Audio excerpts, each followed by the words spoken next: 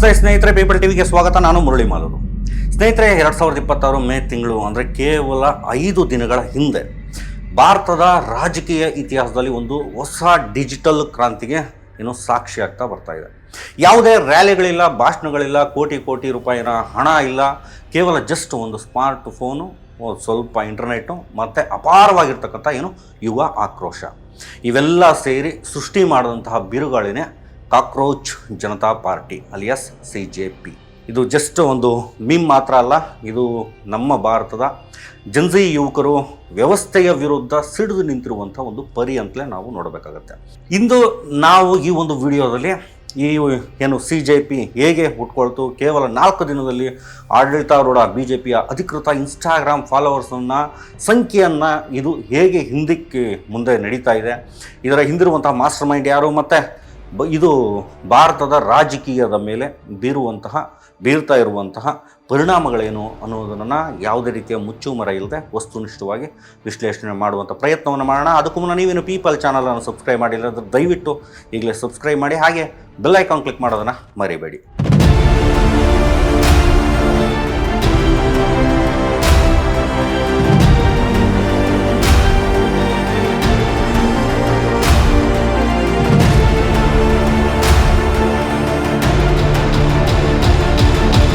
ಸ್ನೇಹಿತರೆ, ಯಾವುದೇ ಒಂದು ದೊಡ್ಡ ಸ್ಫೋಟಕ್ಕೆ ಒಂದು ಸಣ್ಣ ಕಿಡಿ ಬೇಕೇ ಬೇಕಾಗುತ್ತೆ. ನೀವು ವಿಜ್ಞಾನವನ್ನು ಏನಾದರೂ ಅಭ್ಯಾಸ ಮಾಡಿದರೆ, ಸೈನ್ಸನ್ನು ಅಭ್ಯಾಸ ಮಾಡುವಂಥವರಾಗಿದ್ದರೆ, ಶೂನ್ಯದಿಂದ ಭೂಮಿ ಹುಟ್ಟಿದಂತಹ ಬಿಗ್ ಬ್ಯಾಂಗ್ ಥಿಯರಿಯ ಬಗ್ಗೆ ನಿಮಗೆ ಅಲ್ಪ ಸ್ವಲ್ಪ ಆದರೂ ಗೊತ್ತಿರುತ್ತೆ ಅಂತ ಭಾವಿಸ್ತೀನಿ. ಅಂಥದ್ದೊಂದು ಆ ಒಂದು ಕಿಡಿ ಹೊತ್ಕೊಂಡಿದ್ದು ಮೇ 15, 2026, ಅಂದರೆ ಇವತ್ತಿಗೆ ಸರಿಸುಮಾರು 6 ದಿನ. ಅವತ್ತಿನ ದಿನ ವಕೀಲ ಸಂಜಯ್ ದುಬೆ ಅನ್ನುವಂತಹ ವ್ಯಕ್ತಿ ತಮಗೆ ಹಿರಿಯ ವಕೀಲ ಅನ್ನುವಂತಹ ಸ್ಥಾನಮಾನ ನೀಡದೇ ಇದ್ದಿದ್ದನ್ನು ಪ್ರಶ್ನೆ ಮಾಡಿ ನ್ಯಾಯಾಂಗ ನಿಂದನೆ ಅರ್ಜಿಯನ್ನು ಸಲ್ಲಿಸಿದರು. ಜೊತೆಗೆ ಅನೇಕ ವಕೀಲರು LLB ಪದವಿಗಳು ಅವರ ಒಂದು ಪದವಿಗಳೇನಿದ್ದಾವೆ, LLB ಪದವಿಗಳು ಅವು ನಕಲಿಯಾಗಿದ್ದು CBI ತನಿಖೆ ಆಗಬೇಕು ಅಂತ ವಾದವನ್ನು ಮಾಡಿದರು. ಇದೇ ಟೈಮಿಗೆ ಪದೇ ಪದೇ ಅರ್ಜಿಯನ್ನು ಸಲ್ಲಿಸುತ್ತಿದ್ದ ವಕೀಲರ ವರ್ತನೆಯಿಂದ ಬೇಸತ್ತಂತಹ ಮುಖ್ಯ ನ್ಯಾಯಮೂರ್ತಿ ಸೂರ್ಯಕಾಂತ್ ಅನ್ನುವಂಥವರು ಮತ್ತು ನ್ಯಾಯಮೂರ್ತಿ ಜಾಯ್ಮಾಲ್ಯಾ ಬಗ್ಚಿ ಅನ್ನುವಂಥ ಪೀಠ ಏನಿತ್ತು, ಅವರಿದ್ದಂತಹ ಪೀಠ ತೀಕ್ಷ್ಣವಾಗಿ ಒಂದು ಪ್ರತಿಕ್ರಿಯೆಯನ್ನು ಕೊಡ್ತು. ಮುಖ್ಯ ನ್ಯಾಯಮೂರ್ತಿಗಳಾದಂಥ ಆ ಒಂದು ಮಾತುಗಳೇನಪ್ಪ ಅಂತಂದರೆ, ಸಮಾಜದಲ್ಲಿ ವ್ಯವಸ್ಥೆಯ ಮೇಲೆ ದಾಳಿ ಮಾಡುವಂತಹ ಪರಾವಲಂಬಿಗಳು ಪ್ಯಾರಾಸೈಟ್ಗಳು ಈಗಾಗಲೇ ಇದ್ದಾರೆ, ಜಿರಳೆಗಳಂಥ ಕಾಕ್ರೋಚ್ಗಳಂತಹ ಕೆಲವು ಯುವಕರಿದ್ದಾರೆ, ಅವರಿಗೆ ಯಾವುದೇ ರೀತಿಯ ಉದ್ಯೋಗ ಸಿಗೋದಿಲ್ಲ. ಅವರಲ್ಲಿ ಕೆಲವರು ಮಾಧ್ಯಮ, ಸೋಷಿಯಲ್ ಮೀಡಿಯಾ ಸಾಮಾಜಿಕ ಮಾಧ್ಯಮ, RTI ಕಾರ್ಯಕರ್ತರು ಆಗ್ತಾರೆ, ಮತ್ತು ಪ್ರತಿಯೊಬ್ಬರ ಮೇಲೂ ದಾಳಿಯನ್ನು ಮಾಡೋದಕ್ಕೆ ಪ್ರಾರಂಭಿಸ್ತಾರೆ ಅನ್ನುವಂಥ ಮಾತು.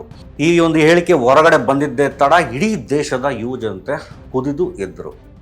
ನಮ್ಮಲ್ಲಿ ಉದ್ಯೋಗವಿಲ್ಲದಿರುವಂಥದ್ದು ನಮ್ಮ ವೈಯಕ್ತಿಕ ವೈಫಲ್ಯ ಅಲ್ಲ, ಅದು ವ್ಯವಸ್ಥೆಯ ರಚನಾತ್ಮಕ ವೈಫಲ್ಯ ಅಂಥದ್ರಲ್ಲಿ ನಮ್ಮನ್ನು ಜಿರಳೆಗಳು ಅಂತ ಕರೀತೀರಾ ಅಂತ ಎಂಟೈರ್ ಯುವ ಜನಾಂಗ ಏನಿದೆ ಅದು ಪ್ರಶ್ನೆಯನ್ನು ಮಾಡೋಕ್ಕೆ ಶುರು ಮಾಡಿತು.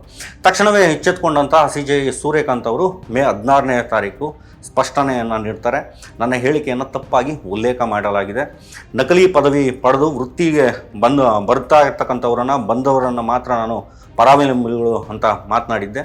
ದೇಶದ ಯುವಕರ ಬಗ್ಗೆ ನನಗೆ ಅಪಾರವಾದ ಗೌರವ ಇದೆ ಅಂತ ಮಾತನಾಡ್ತಾರೆ. ಬಟ್ RTI ಕಾರ್ಯಕರ್ತರು ಮತ್ತು ಸೋಷಿಯಲ್ ಮೀಡಿಯಾ ಹೋರಾಟಗಾರರಿಗೆ ಯಾವುದೇ ರೀತಿಯ ಪದವಿ ಅಗತ್ಯವಿಲ್ಲ ಅನ್ನುವಂಥದ್ದು ವಿಮರ್ಶಕರ ವಾದ ಆಗಿತ್ತು. ಆಕ್ರೋಶದ ಬೆಂಕಿ ಏನಿದೆ ಅದಾಗಲೇ ಹೊತ್ತುಕೊಂಡು ಎಂಟೈರ್ ಇಂಡಿಯಾ ಸುತ್ತಾಡ್ತಾ ಇತ್ತು. ಈ ಒಂದು ಆಕ್ರೋಶವನ್ನು ಒಂದು ಆಂದೋಲನವಾಗಿ ಬದಲಾಯಿಸಿದ್ದು 30 ವರ್ಷದ ಯುವಕ ಅಭಿಜಿತ್ ದೀಪ್ಗೆ ಅನ್ನುವಂಥ ವ್ಯಕ್ತಿ. ಅಮೆರಿಕದ ಬೋಸ್ಟನ್ ವಿಶ್ವವಿದ್ಯಾಲಯದಲ್ಲಿ ಪಬ್ಲಿಕ್ ರಿಲೇಷನ್ಸ್ PR ಈ ಒಂದು ಪದವಿಯಲ್ಲಿ ಸ್ನಾತಕೋತ್ತರ ವ್ಯಾಸಂಗ ಮಾಡ್ತಿರುವಂಥ ಈ ವ್ಯಕ್ತಿ 2020ರಿಂದ 2023ರವರೆಗೆ ಆಮ್ ಆದ್ಮಿ ಪಾರ್ಟಿಯ ಸೋಷಿಯಲ್ ಮೀಡಿಯಾ ತಂಡದಲ್ಲಿ ಕೆಲಸ ಮಾಡಿದಂಥ ಅನುಭವವನ್ನು ಹೊಂದಿರತಕ್ಕಂಥ ಹುಡುಗ.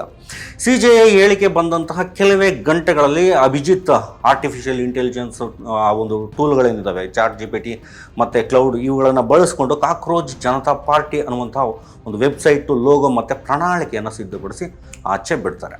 ಸೆಕ್ಯುಲರ್, ಸೋಷಿಯಲಿಸ್ಟ್, ಡೆಮಾಕ್ರೆಟಿಕ್, ಲೇಜಿ ಅನ್ನುವಂಥದ್ದು ಅವರ ಒಂದು ಅಜೆಂಡಾ. ಪಕ್ಷದ ಟ್ಯಾಗ್ಲೈನ್ಗಳು ಏನು ಗೊತ್ತಾ? ಜಾತ್ಯತೀತ, ಈಗಲೇ ನಾನು ಹೇಳಿದಾಗೆ ಜಾತ್ಯತೀತ, ಸಮಾಜವಾದಿ, ಪ್ರಜಾಪ್ರಭುತ್ವ ಮತ್ತು ಸೋಮಾರಿತನ. ಯುವಕರು ತಾವೇ ಸೋಮಾರಿಗಳು, ನಿರುದ್ಯೋಗಿಗಳು ಮತ್ತು ಸದಾ ಆನ್ಲೈನ್ನಲ್ಲಿ ಇರುವಂಥವರು ಅಂತ ಹೆಮ್ಮೆಯಿಂದ ಹೇಳ್ಕೊಳ್ತಾ ಪಕ್ಷದ ಸದಸ್ಯರಾಗೋದಕ್ಕೆ ಆರಂಭ ಮಾಡ್ತಾರೆ. ಇದು ವಿಡಂಬನೆ, ಒಂದು ಸಟೈರ್ ಮೂಲಕ ವ್ಯವಸ್ಥೆಗೆ ನಡೆದಂತಹ ಅತಿ ದೊಡ್ಡ ಪಂಚ್ ಆಗಿತ್ತು ಅಂತಲೇ ನಾವು ಗಮನಿಸಬೇಕಾಗತ್ತೆ.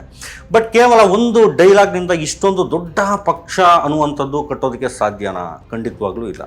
CJP ಬೆಳೆಯೋದಕ್ಕೆ ಪ್ರಮುಖ ಕಾರಣ ಆ ಒಂದು ಟೈಮಲ್ಲಿ, ಏನು ಇತ್ತೀಚೆಗೆ ನಡೀತಾ ಇರ್ತಕ್ಕಂಥ ಟೈಮಲ್ಲಿ ದೇಶವನ್ನು, ನಮ್ಮ ಭಾರತ ದೇಶವನ್ನು ಕಾಡ್ತಿರುವಂಥ ವಾಸ್ತವಿಕ ಸಮಸ್ಯೆಗಳು ಕೂಡ ಒಂದು ಪೂರಕವಾಗಿ ನಿಲ್ತವೆ.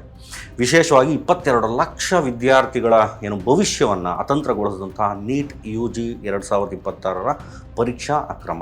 ಅಸ್ಸಾಂನ ದಿಬ್ರುಗಢದಲ್ಲಿ NSUI ವಿದ್ಯಾರ್ಥಿಗಳು ಕೇಂದ್ರ ಶಿಕ್ಷಣ ಸಚಿವ ಧರ್ಮೇಂದ್ರ ಪ್ರಧಾನ್ ರಾಜೀನಾಮೆಗೆ ಆಗ್ರಹಿಸಿ ಬೃಹತ್ ಪ್ರತಿಭಟನೆಯನ್ನು ನಡೆಸ್ತಾರೆ.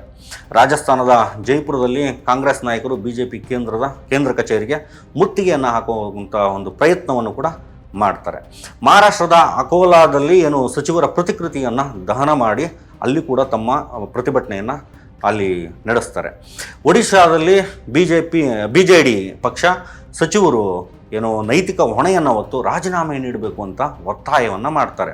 ಈ ಎಲ್ಲ ಹತಾಶೆ ಮತ್ತು ಆಕ್ರೋಶಗಳಿಗೆ ಆಡಳಿತ ಯಂತ್ರ ಸರಿಯಾಗಿ ಸ್ಪಂದನೆ ನೀಡದಿದ್ದಾಗ CJP ಯುವಜನತೆಗೆ ಏನು ತಮ್ಮ ಧ್ವನಿಯನ್ನು ಉತ್ತರಿಸುವಂಥ ಒಂದು ಶಕ್ತಿಶಾಲಿ ಅಸ್ತ್ರವಾಗಿ ಕಂಡುಕೊಳ್ತದೆ. CJP ಕೇವಲ ಜಸ್ಟ್ ಒಂದು ಮೀಮ್ಗಳಿಗೆ ಮಾತ್ರ ಸೀಮಿತ ಆಗಲಿಲ್ಲ. ಅದು ಬಿಡುಗಡೆ ಮಾಡಿದಂಥ 5 ಅಂಶಗಳ ಕ್ರಾಂತಿಕಾರಿ ಪ್ರಣಾಳಿಕೆ ಭಾರತದ ಪ್ರಜಾಪ್ರಭುತ್ವದ ಆಳವಾದಂತಹ ಸಮಸ್ಯೆಗಳನ್ನು ಪ್ರಶ್ನೆ ಮಾಡುವಂಥ ಇತ್ತು. ನಿವೃತ್ತಿ ನಂತರ ಏನು ಹುದ್ದೆಗಳಿಗೆ ನಿಷೇಧ, ಕೆಲವರಿಗೆ ಮುಖ್ಯ ನ್ಯಾಯಮೂರ್ತಿಗಳಿಗೆ, ಏನು CJI ನಮ್ಮ ಸುಪ್ರೀಂ ಕೋರ್ಟ್ನ ಮುಖ್ಯ ನ್ಯಾಯಮೂರ್ತಿಗಳಿಗೆ ಅವರ ನಿವೃತ್ತಿಯ ನಂತರ ರಾಜ್ಯಸಭಾ ಸ್ಥಾನ ನೀಡುವಂಥದ್ದನ್ನು ಸಂಪೂರ್ಣವಾಗಿ ನಿಷೇಧ ಮಾಡುವಂಥದ್ದು ಇವರ ಒಂದು ಪ್ರಣಾಳಿಕೆ ಒಂದು ಭಾಗ. ಮತ್ತು ಮಹಿಳಾ ಮೀಸಲಾತಿ ಆಬ್ವಿಯಸ್ಲಿ ಗೊತ್ತಿರತಕ್ಕಂಥದ್ದೇ. ಸಂಸತ್ನಲ್ಲಿ ಮತ್ತು ಏನು ಸಂಪುಟ ಸ್ಥಾನಗಳಲ್ಲಿ ಸೀಟುಗಳ ಸಂಖ್ಯೆಯನ್ನು ಹೆಚ್ಚಿಗೆ ಮಾಡದೇ ಮಹಿಳೆಯರಿಗೆ 50% ಮೀಸಲಾತಿಯನ್ನು ಕಲ್ಪಿಸುವಂಥದ್ದು ಇವರ ಪ್ರಣಾಳಿಕೆ ಮತ್ತೊಂದು ಭಾಗ. ಪಕ್ಷಾಂತರ ನಿಷೇಧ ಭಾಳಷ್ಟು ಜನರಿಗೆ ಹೆಚ್ಚು ಖುಷಿಯನ್ನು ಕೊಟ್ಟಂಥದ್ದು ವಿಚಾರ ಇದಾಗಿರ್ಬೋದು. ಗೆದ್ದ ನಂತರ ಪಕ್ಷಾಂತರ ಮಾಡುವಂತಹ ಶಾಸಕರು ಅಥವಾ ಸಂಸದರನ್ನು 20 ವರ್ಷಗಳ ಕಾಲ ಚುನಾವಣೆಗೆ ಸ್ಪರ್ಧೆ ಮಾಡದಂತೆ ಬ್ಯಾನ್ ಮಾಡಲಾಗುವುದು. ಮಾಧ್ಯಮಗಳ ಉತ್ತರದಾಯಿತ್ವ ಇನ್ನೊಂದು ಪಾಯಿಂಟು. ಕಾರ್ಪೊರೇಟ್ ಕುಳಗಳ ಒಡೆತನದಲ್ಲಿರುವಂತಹ ಸರ್ಕಾರದ ಪರ ಮಾತ್ರ ಮಾತನಾಡುವಂತಹ ಗೋಧಿ ಮೀಡಿಯಾಗಳ ಪರವಾನಗಿಯನ್ನು ರದ್ದು ಮಾಡುವಂಥದ್ದು. ಈ ಎಲ್ಲ ಪಾಯಿಂಟ್ಸನ್ನು ಇಟ್ಕೊಂಡು ಬರ್ತಾ ಇದ್ದಾರೆ. ಮತ್ತು ಮತದಾರರ ಹಕ್ಕು, ಚುನಾವಣೆಯಲ್ಲಿ ಯಾವುದೇ ನ್ಯಾಯಸಮ್ಮತ ಮತವನ್ನು ಏನು ಡಿಲೀಟ್ ಮಾಡಿದ್ರೆ ಆ ಚುನಾವಣಾ ಅಧಿಕಾರಿಯನ್ನು UAPA ಉಗ್ರ ನಿಗ್ರಹ ಕಾಯ್ದೆ ಅಡಿಯಲ್ಲಿ ಬಂಧಿಸಲಾಗುವುದು. ಇದು ಜಸ್ಟ್ ಹಾಸ್ಯವಾಗಿ ಮಾತ್ರ ಇರಲಿಲ್ಲ. ರಾಜಕೀಯ ಪಕ್ಷಗಳು ಮಾತನಾಡೋಕ್ಕೆ ಹೆದರುವಂಥ ವಿಷಯಗಳು CJP ನಿರ್ಭಯವಾಗಿ ಮುಂದೆ ಇಡ್ತಾ ಬಂತು. ಈಗ ನಾವು ಈ ಒಂದು ಚಳುವಳಿಯ ಅತ್ಯಂತ ರೋಚಕ ಘಟ್ಟಕ್ಕೆ ಬಂದು ನೋಡೋದಾದರೆ, ಅಂದರೆ ಏನು ಅಂಕಿಅಂಶಗಳ ಬಗ್ಗೆ, ಮೇ 16ನೇ ತಾರೀಕು ಶುರುವಾದಂತಹ ಈ ಒಂದು ಅಭಿಯಾನ ಕೇವಲ 4 ದಿನದಲ್ಲಿ ಆಡಳಿತಾರೂಢ ಕೇಂದ್ರದಲ್ಲಿರ್ತಕ್ಕಂಥ BJPಯ ಅಧಿಕೃತ ಇನ್ಸ್ಟಾಗ್ರಾಮ್ ಖಾತೆಯನ್ನೇ ಹಿಂದಿಟ್ಟು ಇದು ಮುಂದಕ್ಕೆ ಬಂತು. BJPಯ ಇನ್ಸ್ಟಾಗ್ರಾಮ್ ಫಾಲೋವರ್ಸ್ ಸಂಖ್ಯೆ 8.7 ಮಿಲಿಯನ್ ಇದ್ದರೆ CJPಯ ಫಾಲೋವರ್ಸ್ ಅವರು ಒಂದು ಸಂಖ್ಯೆ ಬರೋಬ್ಬರಿ 10.1 ಮಿಲಿಯನ್, 1 ಕೋಟಿಗೂ ದಾಟಿ ನಿಂತಿದೆ. ಇನ್ನು ಎಕ್ಸ್ನಲ್ಲಿ ಕೇವಲ ಕೆಲವೇ ದಿನಗಳಲ್ಲಿ 1.2 ಲಕ್ಷ ಫಾಲೋವರ್ಸ್ ಈ ಒಂದು CJP ಪಾರ್ಟಿಗೆ ಸೇರಿದ್ದಾರೆ. ವೆಬ್ಸೈಟ್ ಮೂಲಕ ನೋಂದಾಯಿಸಿಕೊಂಡಂತಹ ಯುವಕರ ಸಂಖ್ಯೆ ಕೇವಲ 4 ದಿನದಲ್ಲಿ 4.6 ಲಕ್ಷಗಳನ್ನು ದಾಟಿ ಓಡ್ತಾ ಇದೆ. ಇದಾದ ನಂತರ ಏನು CJP ಪಕ್ಷ ಸ್ಥಾಪಕ ಯಾರಿದ್ದಾರೆ ದೀಪ್ಕೆ ಅವರು ನೇರವಾಗಿ BJPಗೆ ತಿವಿತಾ ಇದಕ್ಕೆ ಕೇವಲ 4 ದಿನಗಳು ಬೇಕಾಯಿತು, ವಿಶ್ವದ ಅತಿ ದೊಡ್ಡ ಪಕ್ಷ ಅಂತ ಅವರು ಹೇಳ್ಕೊಳ್ತಾ ಇದ್ರು ಅಂತ ಪೋಸ್ಟನ್ನು ಮಾಡಿದ್ರು. ಇದು ಕೇವಲ ಸ್ಕ್ರೀನ್ಗೆ ಸೀಮಿತ ಆಗಿರಲಿಲ್ಲ. ದೆಹಲಿಯ ಯಮುನಾ ನದಿ ದಡದಲ್ಲಿ CJP ಬೆಂಬಲಿಗರು ಜಿರಳೆಯ ಒಂದು ವೇಷಭೂಷಣವನ್ನು, ಕಾಕ್ರೋಚ್ ಕಾಸ್ಟ್ಯೂಮ್ಗಳನ್ನು ಹಾಕ್ಕೊಂಡು ಏನು ಪ್ಲಾಸ್ಟಿಕ್ ತ್ಯಾಜ್ಯವನ್ನು, ಅಲ್ಲಿರ್ತಕ್ಕಂಥ ಪ್ಲಾಸ್ಟಿಕ್ಕನ್ನೆಲ್ಲ ಎತ್ತಿ ಶುಚಿಯನ್ನು ಮಾಡುವಂಥ ಮೂಲಕ ಏನು ಸರ್ಕಾರಕ್ಕೆ ತಮ್ಮ ಬದ್ಧತೆಯನ್ನು ಪ್ರಾಯೋಗಿಕವಾಗಿ ತೋರಿಸ್ಕೊಟ್ರು. ನೀವು ನಮ್ಮನ್ನು ಜಿರಳೆಗಳಂತ ಕರೀತೀರಿ, ಆದರೆ ನೀವು ಶುಚಿಗೊಳಿಸಿದಂತಹ ಕಸವನ್ನು ನಾವೇ ಸ್ವಚ್ಛ ಮಾಡ್ತಾ ಇದ್ದೇವೆ ಅನ್ನುವಂಥ ಒಂದು ಸಂದೇಶ ಆ ಒಂದು ವಿಡಿಯೋ ಮೂಲಕ ತಲುಪಿಸಿದರು. ಈ ಒಂದು ಟ್ರೆಂಡ್ ವಿರೋಧ ಪಕ್ಷದ ನಾಯಕರನ್ನು ಕೂಡ ಆಕರ್ಷಣೆಗೆ ಒಳಪಡಿಸಿತು. TMCಯ ಸಂಸದರಾದಂತಹ ಮಹುವಾ ಮೊಯಿತ್ರಾ ಮತ್ತು ಕೀರ್ತಿ ಆಜಾದ್ CJPಗೆ ತಮ್ಮ ಬೆಂಬಲವನ್ನು ಸೂಚಿಸಿದರು. ಸಮಾಜವಾದಿ ಪಕ್ಷದ ಅಖಿಲೇಶ್ ಯಾದವ್ ಕೂಡ ಈ ಒಂದು ವಿದ್ಯಮಾನವನ್ನು ಉಲ್ಲೇಖಿಸಿ BJPಯನ್ನು ಟೀಕೆ ಮಾಡ್ತಾರೆ. ಇನ್ನು ಬಾಲಿವುಡ್ನಿಂದ ಅನುರಾಗ್ ಕಶ್ಯಪ್, ಕೊಂಕಣಾ ಸೇನ್, ಶರ್ಮಾ ಕೂಡ ಈ ಒಂದು ಪೇಜನ್ನು ಫಾಲೋವನ್ನು ಮಾಡ್ತಾರೆ, ಏನು CJP ಅನ್ನುವಂಥ ಪೇಜನ್ನು. ಇನ್ನು ನಮ್ಮ ಕರ್ನಾಟಕದಲ್ಲಿಯೂ ಕೂಡ CJP ಭಾರಿ ಸದ್ದನ್ನು ಮಾಡಿದೆ. ವ್ಲಾಗರ್ ಅಲೆನ್ ಗೋನ್ಸಾಲ್ವೇಸ್ ತಾನು CJPಯ ಮೊದಲ ಶಾಸಕನಾಗುವುದಾಗಿ ಹೇಳಿದಾಗ ಏನು ಕನ್ನಡದ ಖ್ಯಾತ ನಟಿ ಮಾಜಿ ಸಂಸದೆ ರಮ್ಯಾ ಅವರು ನನ್ನ ಮತ ನಿಮಗೆ ಅಂತೇಳಿ ಕಮೆಂಟ್ ಮಾಡುವ ಮೂಲಕ ರಾಜಕೀಯ ವಲಯದಲ್ಲಿ ಒಂದು ಅಚ್ಚರಿಯನ್ನು ಮೂಡಿಸಿದ್ದಾರೆ. ಹಾಗೆಯೇ ಬಹುಭಾಷಾ ನಟ ಮತ್ತು ಹೋರಾಟಗಾರ ಪ್ರಕಾಶ್ ರಾಜ್ ಅವರು ಕೂಡ CJPಯನ್ನು ಬೆಂಬಲಿಸಿ ಮಾಡಿದಂಥ ಒಂದು ಪೋಸ್ಟ್ ಏನಿದೆ ಅದು ಸಿಕ್ಕಾಪಟ್ಟೆ ವೈರಲ್ ಕೂಡ ಆಗಿತ್ತು. ಬಟ್ ಪ್ರತಿಯೊಂದು ಕ್ರಾಂತಿಗೂ ಒಂದು ಪ್ರತಿದಾಳಿ ಅನ್ನುವಂಥದ್ದು ಇರುತ್ತಲ್ಲ. CJPಯ ಭಾರೀ ಯಶಸ್ಸಿನ ಬೆನ್ನಲ್ಲೇ ವಿರೋಧಿ ಬಣಗಳು ನ್ಯಾಷನಲ್ ಪ್ಯಾರಾಸಿಟಿಕ್ ಫ್ರಂಟ್ ಅನ್ನುವಂತಹ ಮತ್ತೊಂದು ವಿಡಂಬನಾತ್ಮಕ ಒಕ್ಕೂಟವನ್ನು ಹುಟ್ಟುಹಾಕಿದ್ದಾವೆ. ಇದು ನೇರವಾಗಿ CJPಯನ್ನು ಗುರಿ ಮಾಡಿಕೊಂಡು ಅಂತರ್ಜಾಲದಲ್ಲಿ ಮೀಮ್ಸ್ ವಾರನ್ನು ಶುರು ಮಾಡ್ತಾ ಬಂದಿದ್ದಾರೆ. ಜೊತೆಗೆ ಕಠಿಣ ವಿಮರ್ಶೆಗಳು ಕೂಡ ಇಲ್ಲಿ ಕೇಳಿ ಬರ್ತಾ ಇದ್ದಾವೆ. ಸ್ಥಾಪಕ ದೀಪ್ಕೆ ಅವರ ಹಳೆಯ ಆಮ್ ಆದ್ಮಿ ಪಾರ್ಟಿಯ ನಂಟನ್ನು ಮುಂದಿಟ್ಕೊಂಡು ಇದು ವಿರೋಧ ಪಕ್ಷಗಳ ಪ್ರಾಯೋಜಿತ ನಾಟಕ ಅಂತ ಹಲವಾರು ಜನ ಟೀಕೆಯನ್ನು ಕೂಡ ಮಾಡಿದ್ದಾರೆ. ನೆಟ್ಟಿಗರು CJPಯನ್ನು ಪ್ರಶ್ನೆ ಮಾಡಿ ನಿಮ್ಮ ಬಳಿ ಕೇವಲ ಭರವಸೆಗಳಿವೆ, ನೀತಿಗಳಿಲ್ಲ, ಈ ಒಂದು 5 ಪಾಯಿಂಟ್ ಪ್ರಣಾಳಿಕೆಯನ್ನು ಹೇಗೆ ಜಾರಿಗೆ ತರ್ತೀರಿ ಅನ್ನೋದಕ್ಕೆ ಒಂದು ಆ್ಯಕ್ಷನ್ ಪ್ಲ್ಯಾನನ್ನು ತೋರಿಸಿ ಅಂತ ಒತ್ತಾಯವನ್ನು ಕೂಡ ಒಂದು ಕಡೆ ಮಾಡ್ತಾ ಇದ್ದಾರೆ. ಹಾಗಾದರೆ ಕಾಕ್ರೋಚ್ ಜನತಾ ಪಾರ್ಟಿ ಭವಿಷ್ಯ ಏನು? ಇದು ಕೇವಲ ಒಂದು ಇಂಟರ್ನೆಟ್ ಟ್ರೆಂಡ್ ಆಗಿ ಮಾಯ ಆಗೋಗುತ್ತಾ ಅಥವಾ ನಿಜವಾದ ರಾಜಕೀಯ ಶಕ್ತಿಯಾಗಿ ಹೊರಹೊಮ್ಮುತ್ತಾ? ಯಾಕೆಂದರೆ ಇವತ್ತಿನ ಬಹುತೇಕ ಯುವಕರೇನಿದ್ದಾರೆ ಫೇಸ್ಬುಕ್, ಇನ್ಸ್ಟಾಗ್ರಾಮ್ನಲ್ಲಿ ಬೇಕಾದಷ್ಟು ಆಕ್ರೋಶವನ್ನು ತೋರಿಸ್ತಾ ಇದ್ದಾರೆ. ಬೀದಿಗೆ ಬನ್ನಿ ಅಂತಂದರೆ ಕಷ್ಟ ಅಂತ ಮಾತನಾಡ್ತಾರೆ. ಇಂಥದ್ದನ್ನೆಲ್ಲ ನೋಡಿಕೊಂಡು ಏನೋ ಆಗಿಬಿಡುತ್ತೆ ಅನ್ನುವಂಥ ಒಂದು ಭ್ರಮೆಯಲ್ಲಿ ಇರೋದಕ್ಕೂ ಕಷ್ಟ. ಹಳ್ಳಿಯ ಕಡೆ ಒಂದು ಮಾತನ್ನು ಹೇಳ್ತಾರೆ ಸ್ನೇಹಿತರೆ, ಜಾತ್ರೆಯಲ್ಲಿ ಕಣ್ಣು ಹೊಡೆದಲು ಅಂತ ಹಿಂದಿಂದೆ ಹೋದರೆ ಜಾತ್ರೆ ಖಾಲಿಯಾಗಿರ್ತದೆ, ಕಣ್ಣು ಹೊಡೆದವಳು ಮನೆ ಸೇರಿರ್ತಾಳೆ ಅಂತ.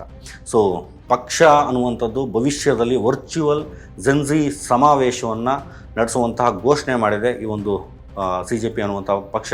ಅಷ್ಟೇ ಅಲ್ಲ, ಬಿಹಾರದ ಬಂಕಿಪುರ ವಿಧಾನಸಭಾ ಉಪಚುನಾವಣೆಯಲ್ಲಿ CJP ಬೆಂಬಲಿತ ಅಭ್ಯರ್ಥಿಯನ್ನು ಕಣಕ್ಕಿಳಿಸುವಂಥ ಈ ಒಂದು ವಿಚಾರವಾದ ಬಗ್ಗೆಯೂ ಕೂಡ ವರದಿಗಳು ಈಗ ಕೇಳಿ ಬರ್ತಾ ಇದ್ದಾವೆ. ದೀಪ್ಕೆ ಅವರು ಅಮೇರಿಕದಿಂದ ವಾಪಸ್ ಬಂದು ಇದನ್ನು ಮುನ್ನಡೆಸುವಂತಹ ಸುಳಿವನ್ನು ಕೂಡ ಇತ್ತೀಚೆಗೆ ಕೊಟ್ಟಿದ್ದಾರೆ. ಇದು ಅಧಿಕೃತ ಪಕ್ಷವಾಗುತ್ತೋ ಇಲ್ಲವೋ, ಆದರೆ ಈ ಒಂದು 4 ದಿನಗಳ ಡಿಜಿಟಲ್ ಕ್ರಾಂತಿಯು ಭಾರತದ ರಾಜಕೀಯ ಪಕ್ಷಗಳಿಗೆ ಒಂದು ಸ್ಪಷ್ಟ ಎಚ್ಚರಿಕೆಯನ್ನು ಕೊಟ್ಟಿದೆ. ಯುವಕರನ್ನು ಅವರ ನಿರುದ್ಯೋಗವನ್ನು ಕಡೆಗಣಿಸಿದ್ರೆ ಅಥವಾ ಅವರನ್ನು ಅವಮಾನ ಮಾಡಿದ್ರೆ ಅವರು ಕೇವಲ ಕಲ್ಲು ತೂರಾಟ ಮಾಡುವಂಥದ್ದನ್ನು ಮಾತ್ರ ಮಾಡಲ್ಲ, ಬದಲಾಗಿ ಅವರು ತಮ್ಮ ಮೊಬೈಲ್ ಫೋನ್ಗಳನ್ನು ಬಳಸ್ಕೊಂಡು ವಿಡಂಬನೆಯ ಅನ್ನುವಂಥ ಒಂದು ಅಸ್ತ್ರದಿಂದ ನಿಮ್ಮ ಅಧಿಕಾರದ ಬುಡವನ್ನು ಅಲ್ಲಾಡಿಸ್ತಾರೆ ಅಂತ. ಇದು ಜೆನ್ಜಿ ಪೀಳಿಗೆಯ ಪ್ರಬುದ್ಧ ಅಹಿಂಸಾತ್ಮಕ ಮತ್ತು ಬೌದ್ಧಿಕ ಬಂಡಾಯ. ಈ ಬಗ್ಗೆ ನಿಮ್ಮ ಅಭಿಪ್ರಾಯ ಅನ್ನುವಂಥದ್ದೇನು? CJP ಕೇವಲ ಒಂದು ಮೀಮ್ ಅಷ್ಟೇನಾ ಅಥವಾ ಇದು ಒಂದು ಭವಿಷ್ಯದ ರಾಜಕೀಯದ ಹೊಸ ದಿಕ್ಕ? ಕಮೆಂಟ್ ಮಾಡಿ ತಿಳಿಸಿ ನಿಮ್ಮ ಅಭಿಪ್ರಾಯವನ್ನು. ಮತ್ತೊಂದು ಡೀಪ್ ಡೈವ್ನೊಂದಿಗೆ ಮತ್ತೊಂದು ವರದಿಯೊಂದಿಗೆ ಸಿಗೋಣ. ಅಲ್ಲಿ ತನಕ ನಮಸ್ತೆ. ಇದಕ್ಕೂ ಮುನ್ನ ನೀವೇನು ನಮ್ಮ ಪೀಪಲ್ ಚಾನಲ್ನ ಸಬ್ಸ್ಕ್ರೈಬ್ ಮಾಡಿಲ್ಲ ಅಂದರೆ ದಯವಿಟ್ಟು ಸಬ್ಸ್ಕ್ರೈಬ್ ಮಾಡಿ ಅಂತ ಹೇಳ್ತಾ ಧನ್ಯವಾದಗಳು.